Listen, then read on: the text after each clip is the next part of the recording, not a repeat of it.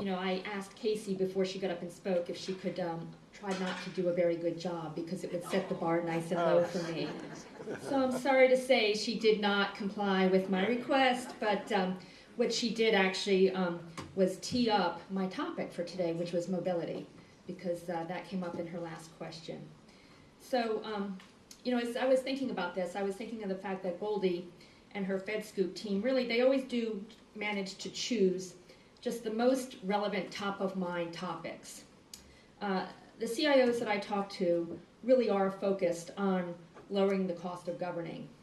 But what they don't want to do is simply slash the budget or take a peanut butter approach to spreading the cuts across many line items.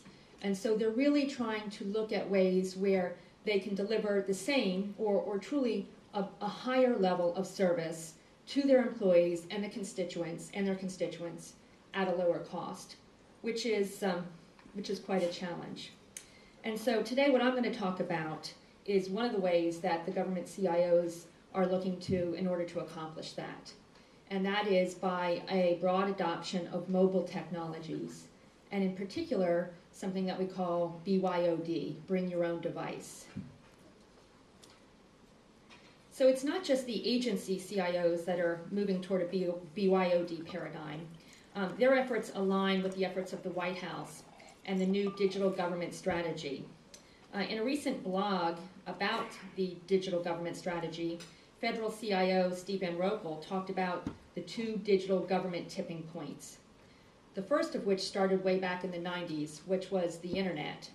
And what that enabled was a transition from static government web pages that simply presented information about the agency and turned those into really sophisticated transactional systems where Americans could pay their taxes or access medical records, Social Security records, and the like. The second transformation he called out is the mobile transformation, and that's the one that's happening today.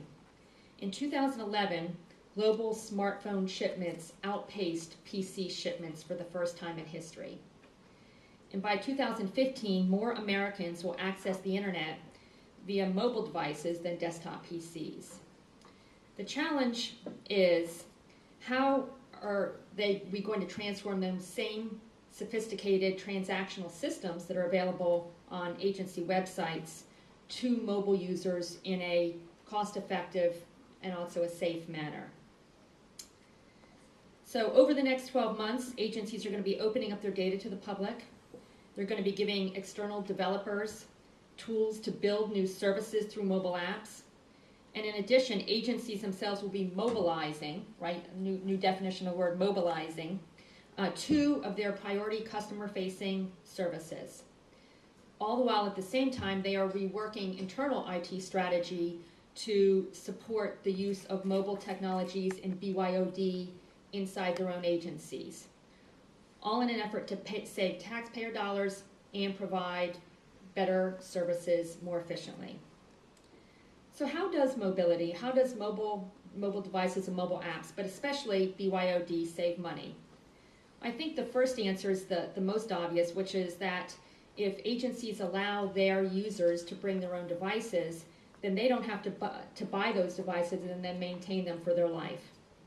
But secondly, and this is what I think Casey was referring to, the more important gains are really going to be the gains in productivity. And while users have been teleworking for a while in government, mobile devices make that even more efficient and productive. I'll tell you a story that happened to me just this summer when we went on our annual family vacation at the beach. So for years I've been bringing my laptop to the beach so that I can keep up on email and things. It's not really a vacation, it's just work in a different place. And I'm one of those lucky girls who is married to a man who brings his router wherever we travel. I know you're jealous. But anyway, it does really make it easier to set up the same, Schumm home network while we're at the beach. But still, I have to boot up my laptop, and I have to launch our VPN, and I authenticate with our two-factor authentication, and then I've got access. But this year we had a little bit of a surprise when I was at the beach. I woke up one morning to find that we were announcing earnings at the beginning of the day instead of the end of the day when I had planned, and that we had made a change in our leadership, our CEO. So that, of course, kicked off a whole flurry of activities, right? There was email. We also used Chatter, so there were a lot of blogs and information that was posted on Chatter, a lot of last-minute phone calls to make sure that senior leadership at Symantec had all the information that we needed so that we could communicate to our organizations. And so because I had my iPad and because I had my iPhone and I have access to all of those applications and that data, I was able to carry on with my vacation routine. I did not miss my yoga class. More importantly, I did not miss my latte and donut after my yoga class. And I was able to participate in the last-minute phone calls and actually host calls and still keep on with my vacation. So just an example, a personal example of how greater access through mobile technology really can add to your quality of life and also make you more productive. But there's an elephant in the room, right? That is, how are we going to manage and secure all the information across these mobile devices? Because the truth of the matter is that despite all the virtues, widespread mobility does create a larger threat environment for government employees and for anybody really. So let's look at a couple of the reasons for that. The first is because mobile devices are small and they're portable, anytime, anywhere kind of devices, we tend to lose them. They can get stolen and fall into the wrong hands. So we have to rely more heavily on access control and identity management. Secondly, they're typically personal devices, which means that you've got this potentially hazardous intermingling of personal and public data and applications and policies. And last but not least, because they are portable and they don't have a great deal of processing power, they're particularly reliant on network access and cloud services. And so because you don't have a fixed perimeter for security model in the mobile world, they are more susceptible to a host of threats, including network-based attacks and data loss events. So let's take a look at an experiment that Symantec ran that garnered a lot of attention. And you may have had a chance to see it. It was featured on the Today Show one morning and also was written up in Business Week. It's called Operation Honey Stick. And what we did was that we purposely lost 50 cell phones in 5 cities: Los Angeles, San Francisco, New York, DC, and Ottawa. And we had preloaded decoy applications on the phone, some of which were business applications and some of which were personal applications. And the phones didn't have a password, but it did have GPS tracking, and we could monitor all the activity that was taking place on those phones. So here are the results. 96% of the phones were accessed by the finders. Of those, 89% of the phones were accessed for personal related apps and information. But that included things not only social networking, but also online banking, webmail, and their private pictures. So lest you think that people were just trying to maybe locate the owner, they went a little deeper than they needed to just to try to find out who the owner of the device. 83% of them were related were accessed for their business-related apps and information.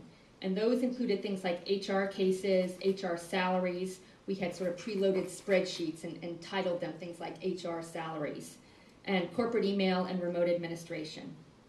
70% were accessed for both business and personal related apps, including passwords, calendar, contacts, and cloud-based documents. And lest you fear that there's not any honest person left in America, 50% actually did try to contact the owner of the device. So a really interesting study. We did it to confirm the hypotheses we had, but frankly also to bring attention to the issue. So how can we mitigate all the risk?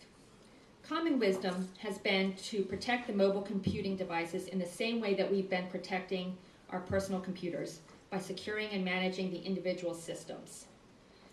And when I talk to CIOs, this is most often what they're focused on. And we call this a device-centric security posture.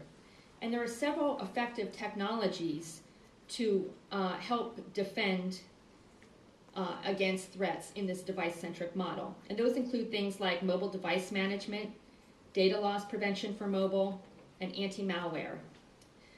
And you can use these security technologies on today, those are all available today, on most of today's major mobile platforms.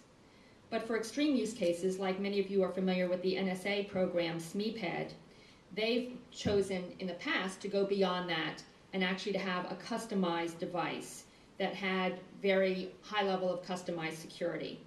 But for those of you who ever used a SMEPED, and the program is now being discontinued, you know that it wasn't all that user-friendly.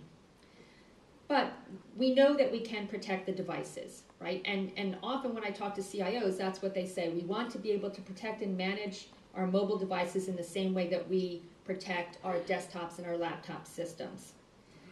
Does that work? Well, as long as the government finds the right mobile platforms that they can support, and they can track and manage and maintain all of the devices in the workplace, device-centric security makes perfect sense. Well, there's only one problem, and that is what we've really been talking about is bring your own device. And BYOD is really changing everything. Let's get a bill to it. Okay. So what we're learning is, in the long run, there just really simply is no way that you're going to keep personal mobile devices out of the government workplace. Maybe if you're NSA you can, but for most government agencies, they are not going to be able to do that. And so they're going to have to start facing the new reality of unmanaged mobile device use cases. And frankly, this is where the savings come in too, right? Because this is where governments can stop buying mobile devices for their users. So as more and more personal mobile devices continue to flood the workplace, we're being pushed away from managed device use cases where traditional MDM, managed device, mobile device management solutions, enforce policy compliance and data separation, and propelled towards unmanaged device use cases. And so you can see that on the bottom of the chart, here's where we are today, where most of the devices are owned by the organization and managed. But by 2015, more and more we're going to be moving up to this desired state in the upper right-hand quadrant where the agency doesn't own the device and they don't manage the device. Let's drill down a little deeper into that.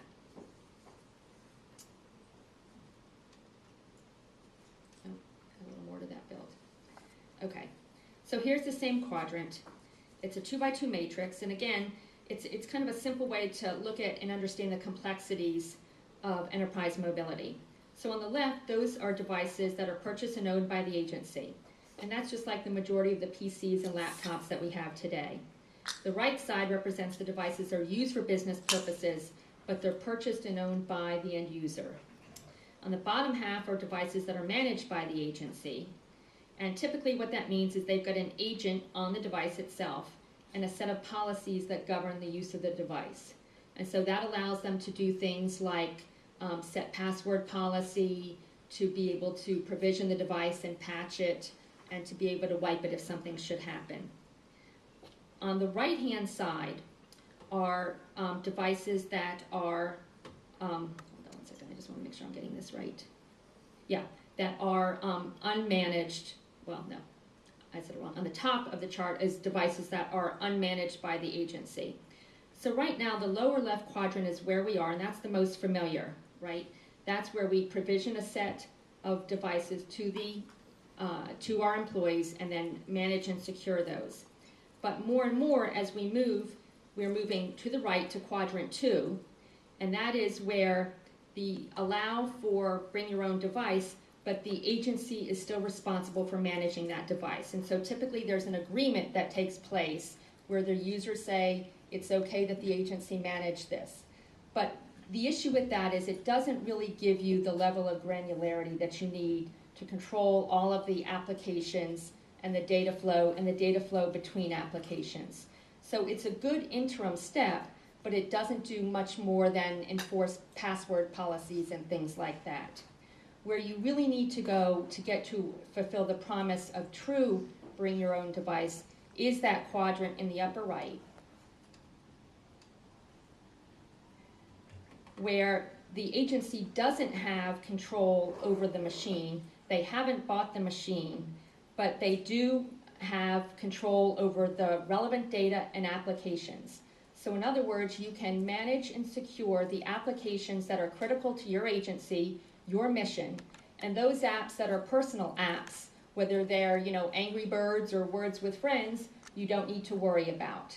But you can control the data flow to make sure that the government data stays where it should be in the government apps and is not shared. So this is where the train is heading. True, complete, BYOD. And the new paradigm demands a new security posture, which we call information-centric. So it's not that we're going to move away from device-centric security, but we need to layer an information-centric approach on top of it. And that is security that focuses on protecting the data wherever it moves and wherever it rests. And so in this slide, you can see that it's really a combination of three things.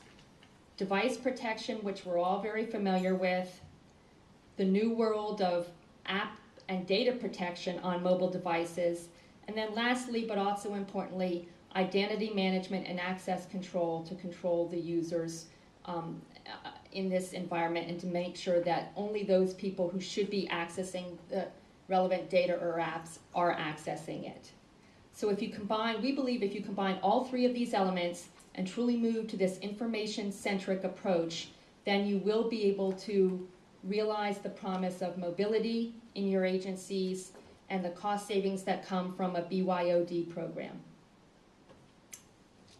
Thanks very much. I don't think I have time for questions. Goldie, Maybe a question. Why not? Does anybody have questions? Yes.